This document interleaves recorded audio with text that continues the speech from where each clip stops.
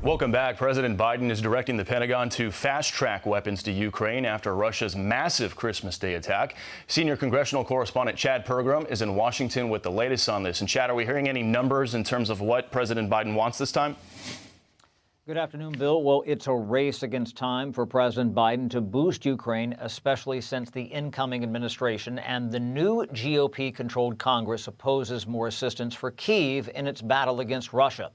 President-elect Trump believes the aid should stop. Ukraine prepare for less aid from the United States after you're sworn into office? Yeah, probably. Sure. Aid for Ukraine is one of the reasons House Speaker Mike Johnson is on thin ice with some conservatives. He greenlit an aid package several months ago, but Johnson made sure there was no Ukraine money in the government funding bill last week. That would have been a poison pill to some Republicans.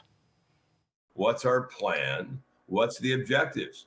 And I've been saying that from the very beginning. You know, I'm a former Navy SEAL. I did 23 years. I never went on a mission without a plan.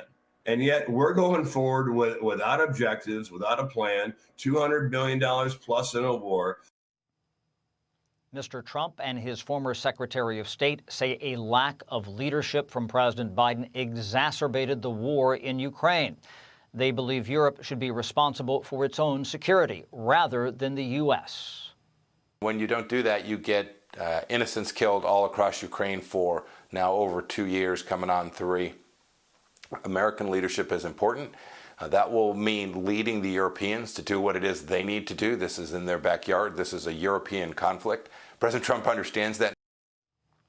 Now the U.S. has sent Ukraine $175 billion since the start of the war nearly 3 years ago. President Biden condemned the Christmas Day strikes by Russia on energy systems in Ukraine. Mr. Biden says it was an effort to freeze people during the winter. Bill? And it certainly sounds like Trump wants to shut the spigot off or at least slow it down when it comes to all that money to Ukraine. Chad Pergram live in D.C. for us today. Chad, thank you.